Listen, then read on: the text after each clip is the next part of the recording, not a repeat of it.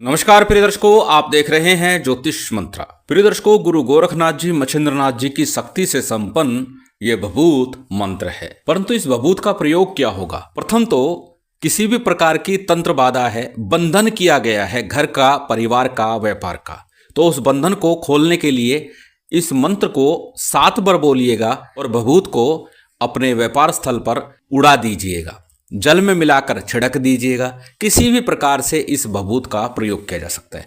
यहाँ तक कि आपको आभास है, आप साधक है, आपको लगता है आपके ऊपर किसी प्रकार का विचार किया जा रहा है, तो भभूत लीजिए, अपने मुख्य द्वार पर आइए, इस मंत्र का प्रयोग कीजिए, 7 बार मंत्र बोलिए और भभूत को उस व्यक्ति की तरफ उड़ा दीजिए अथवा दक्षिण दिशा की तरफ फूंक मार दीजिए, क्योंकि शत्रुकृत कार्यों के लिए दक्षिण दिशा ही मान्य है। तो दक्षिण दिशा की तरफ फूंक मार दीजिए। सभी प्रकार का तंत्र मंत्र यंत्र जो व्यक्ति करने वाला है उसी के ऊपर पलट जाएगा, उलट जाएगा। अत्यंत प्रभावी है और पूर्ण रूप से स्वयं सिद्ध है। बिना सिद्ध किए आज से ही प्रयोग कर सकते हैं। परंतु फिर कहूंगा कि स्वयं सिद्ध मंत्र है तो भी आपको एक माला का विधान अवश्य करना चाहिए। जहां तक बात है साधकों की, जो साधक हैं, जन कल्याण के कार्य करते हैं, तो उन्हें इस मंत्र का विधान थोड़ा सा अधिक कर लेना चाहिए, क्योंकि जन कल्याण के लिए जब करते हैं तो हमारा तप बल लगता है, तो इसलिए उन्हें इस मंत्र का विधान थोड़ा अधिक करना होगा। कैसे करना होगा, किस दिन करना होगा? निकट भविष्य में सोमवती अमावस्या का एक सिद्ध योग मुहूर्त बन रहा है तंत्र साधना के लिए, तो उस दिन आप इस मंत्र का विधान कर सकते हैं। गृहस्थ हैं, स्वयं के लिए कर रहे हैं, घर परिवार के लिए कर रहे हैं, तो एक ही माला पर्याप्त होगी। अन्यथा आप जन कल्याण के लिए करना चाहते हैं तो 7 माला या 11 माला करें, अत्यंत श्रेष्ठ होगा और पूर्ण रूप से मंत्र आपके लिए कार्य करेगा। आपका किया हुआ प्रयोग हो ही नहीं सकता निष्फल हो जाए। इस मंत्र के माध्यम से भभूत को ही अभिमंत्रित करके प्रत्येक कार्य के लिए दिया जाता है। कार्य सिद्धि भी इसी भभूत के माध्यम से हो जाती है। इस भभूत का स्वयं को तिलक लगाया जाएगा, उससे आपकी रक्षा होगी और साथ ही साथ शत्रु के प्रयोग भी विफल हो जाएंगे। इतनी अधिक शक्तिशाली भभूत मंत्र प्रयोग है। भभूत कैसे तैयार करनी है, किस प्रकार फिर हम भभूत का प्रयोग करेंगे, यह भी चर्चा है। तो सबसे पहले हमेशा की तरह बात कर लेते हैं साधना की सामग्री की। साधना अमावस्या को करनी है, यह तो निश्चित हो गया, अथवा किसी भी सिद्धि योग से आरंभ करके 11 दिवस का प्रयोग भी कर सकते हैं। आपकी आवश्यकता के अनुसार, यदि आप लंबे समय से पीड़ित है तो फिर 11 दिन का प्रयोग कर सकते हैं। अन्यथा जैसे कि मैंने कहा कि आज से ही इस मंत्र का प्रयोग कर सकते हैं। पूर्ण प्रभावी है, पूर्णतः सिद्ध है, इसीलिए आज से ही प्रयोग कर सकते हैं। परंतु बात कर रहे हैं विधान की, तो सबसे पहले हमेशा की तरह चर्चा कर लेते हैं सामग्री की। सामग्री सामान्य सी है, पूजन सामग्री जो भी ले सके, अक्षत, पुष्प, धूप, दीप, नैवेद्य, फल, फूल, मिष्ठान, मायने नहीं रखता कितनी सामग्री है, क्योंकि मंत्र साबर है और गुरु गोरखनाथ जी का ये स्वयं सिद्ध मंत्र है।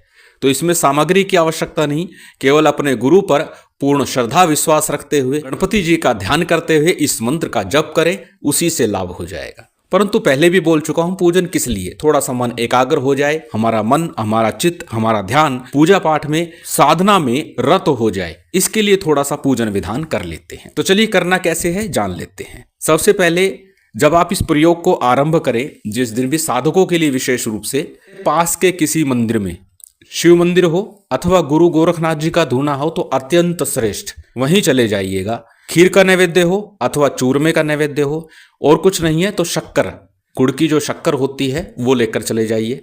5 अगरबत्ती, धूप बत्ती या फिर दीपक कोई भी ले जाइए। वहां निवेदन प्रार्थना करके, अर्पित करके चले आइए कि मैं आपकी पूर्ण कृपा प्राप्ति हेतु, सभी प्रकार के बंधनों से मुक्ति हेतु, तंत्र बाधा मुक्ति हेतु ये प्रयोग जन कल्याण के लिए कर रहा हूं, स्वयं के लिए कर रहा हूं। जैसा आप प्रयोग कर रहे हैं उस हिसाब से बोल दीजिए और उसके बाद घर में पूर्व या उत्तर मुख होकर के आप प्रयोग कर सकते हैं। रात्रि काल में कर रहे हैं तो पहले भी बता चुका हूं कि रात्रि काल में उत्तर मुख होना ज्यादा श्रेयकर होता है। तो उत्तर मुख होकर के सामने चौकी पट्टे के ऊपर गैरवे रंग का या पीले रंग का वस्त्र बिछा लीजिए।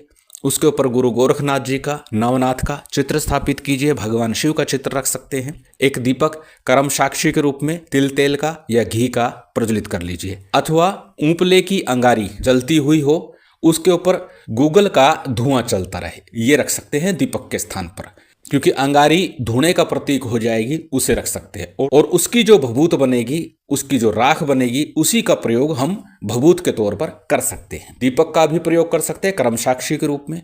तो जैसी व्यवस्था हो वैसे कर लीजिएगा। सबसे पहले आपको शुद्धि आचमन करना है। शुद्धि आचमन के बाद में आपको दाहिने हाथ में अक्षत पुष्प जल इत्यादि लेकर के संकल्प लेना है। संकल्प में क्या बोलना है? जिसके लिए भी आप प्रयोग कर रहे हैं, घर के लिए कर रहे हैं, परिवार के लिए कर रहे हैं, बंधन मुक्ति के लिए या फिर जन कल्याण हेतु प्रयोग कर रहे हैं, वह आपको अपनी कामना बोलनी है, अपना नाम, अपना गोत्र, उस दिन का तिथिवार नक्षत्र बोलना है। और संकल्प के उपरांत संकल्प के लिए लिया गया अक्षत पुष्प जल किसी थाली प्लेट में अथवा दीपक के सम्मुख छोड़ दीजिएगा। उसके बाद में हमेशा की तरह पंचदेवों का पूजन कर लीजिए, ध्यान कर लीजिए। गणपति का, गुरु का, कुलदेव, पितृदेव, स्थान देव, इन पंचदेवों का ध्यान पूजन कर लिया। उसके साथ भगवान शिव का, गुरु गोरखनाथ जी का, नवनाथ जी का पूजन कर लीजिए। साथ ही भैरव जी का सामान्य सा पूजन विधान कर लीजिए। और कुछ नहीं तो कुमकुम या हल्दी से रंगे हुए अक्षत ले लीजिए। सर्वतो भावेन अक्षत समर्पयामि, इसी भाव से आप अक्षत को समर्पित करते हुए उनका ध्यान पूजन कर लीजिए। ध्यान पूजन आपका संपन्न हो गया। अब क्या करना है? सबसे पहले हमेशा की तरह गणपति मंत्र का 11 बार, गुरु मंत्र का 11 बार, एक एक माला करेंगे, अत्यंत श्रेष्ठ। साधकों को तो एक एक माला करनी ही है, परंतु जो पारिवारिक हैं, अपने लिए कर रहे हैं, वो 11-11 बार भी करेंगे तो भी चल जाएगा। गणपति मंत्र के रूप में ओम गंग गणपति नमः, ओम गणेशाय नमः, ओम वक्रतुंडाय नमः, किसी भी गणपति मंत्र का जप कर सकते हैं। बात यदि करें गुरु मंत्र की, तो यदि आपने गुरु दीक्षा ली है तो अपने गुरु मंत्र का जप कर लीजिए, अन्यथा भगवान शिव को ही हाजिर नाजिर मान करके उनके पंचाक्षरी मंत्र ओम नमः शिवाय का एक माला का जप कर लीजिए। गणपति गुरु मंत्र का जप पूर्ण हुआ। आज का मंत्र साबर मंत्र है, तो साबर मंत्रों की चर्चा हो तो साबर सिद्धि मंत्र का जप भी 11 बार करना ही चाहिए। तो साबर सिद्धि मंत्र एक बार फिर आपकी स्क्रीन पर है, स्क्रीनशॉट ले सकते हैं, कॉपी नोटबुक में नोट कर सकते हैं। मंत्र को एक बार बोल करके बता देता हूं। गुरुसठ गुरु है वीर, गुरु साहब सुमरी बड़ी भांत, सिंगी टोरो बन कहू मन नाऊ करतार, सकल गुरु की हर भजे घट्टा पकड़ उठ जाग, चेत संहार श्री परमहंस। ये साबर सिद्धि मंत्र है। इस मंत्र का 11 बार जप कर लीजिएगा। गणपति मंत्र, गुरु मंत्र, साबर सिद्धि मंत्र का जप पूर्ण हो गया। अब आपको क्या करना है? मात्र इस मंत्र का एक माला कम से कम जप करना है, अन्यथा साधक हैं तो 7 या 11 माला का जप कर लीजिएगा। मंत्र अत्यंत सरल है, साबर मंत्र है, आपकी स्क्रीन पर है, स्क्रीनशॉट ले सकते हैं, कॉपी नोटबुक में नोट कर सकते हैं।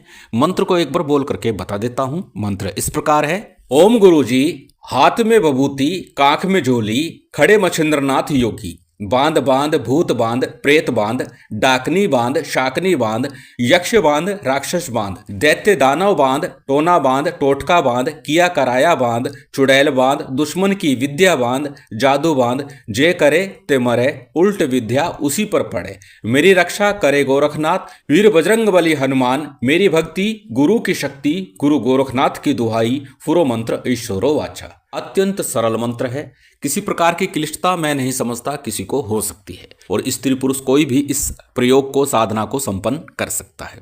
जब आपका मंत्र जाप पूर्ण हो जाएगा, गुरु गोरखनाथ जी, नवनाथ जी की आरती कर दीजिए और फिर आपको अग्नि पर ही भोग लगाना है। 5 बार आपको भोग लगाना है। ऊपले की अंगारी कर लीजिएगा, उसके ऊपर आपको भोग देना है। ओम प्राणाय स्वाहा, अपानाय स्वाहा, उदानाय स्वाहा, समानाय स्वाहा, विवानाय स्वाहा। इस प्रकार 5 बार आपको भोग लगाना है। भोग लगाने के बाद में जलाचमन कराइए, क्षमा प्रार्थना कीजिए, आसन को प्रणाम कीजिए और फिर साधना से, प्रयोग से उठ जाइए। इस प्रकार ये मंत्र आपके लिए चैतन्य हो गया, जागृत हो गया, आपके अनुकूल बन गया है। अब इसका प्रयोग आरंभ में ही बता चुका हूं। तिलक के रूप में भभूत का प्रयोग किया जा सकता है। जल में मिलाकर के रोगी को, पीड़ित को दिया जा सकता है। उसके मस्तक पर, नाभि पर इस तिलक को, भभूत को लगा दीजिए, तो भी रोग का निदान हो जाएगा। यदि शत्रु आपके ऊपर कोई प्रयोग करता है तो इस भभूत को दाहिने हाथ में लीजिए, 7 बार मंत्र का उच्चारण कीजिए, उसके घर की ओर फूंक मार करके उड़ा दीजिए। इतने से ही उसके तंत्र क्रिया का नाश हो जाता है। साथ ही साथ इस मंत्र से गंडा बना करके भी दिया जा सकता है। मंत्र बोलते जाइए, गांठ लगाते जाइए। इस प्रकार 7 या 21 गांठ लगा करके हाथ में या गले में डोरा पहनाया जा सकता है, धागा बना करके दिया जा सकता है। पूर्ण प्रभावी है तंत्र क्रिया के नाश के लिए। कोई विशेष प्रयोग करने की आवश्यकता नहीं, केवल भभूत से। भभूत जैसे कि बताया, जिस पर भोग लगाएंगे या जिस पर गूगल चल रहा है, वही हमने छान करके कपड़े से रख लेना है और उसी का प्रयोग करना है। अत्यंत सरल विधान, अत्यंत सरल प्रयोग है। यदि आप पीड़ित हैं, बंधन में हैं, तो इसका प्रयोग एक बार अवश्य करिए। गुरु गोरखनाथ जी, नवनाथ जी की कृपा बनी रहे, महामाई की विशेष कृपा आप सभी को प्राप्त हो, यही कामना है। उम्मीद करता हूं आज की ये जानकारी, ये वीडियो आपको अच्छी लगी होगी। यदि अच्छी लगी हो तो कृपया लाइक कीजिएगा, शेयर कीजिएगा। यदि चैनल पर नए हैं तो सब्सक्राइब कर बेल आइकन बटन दबा दीजिएगा। जय माता दी, जय श्री राम।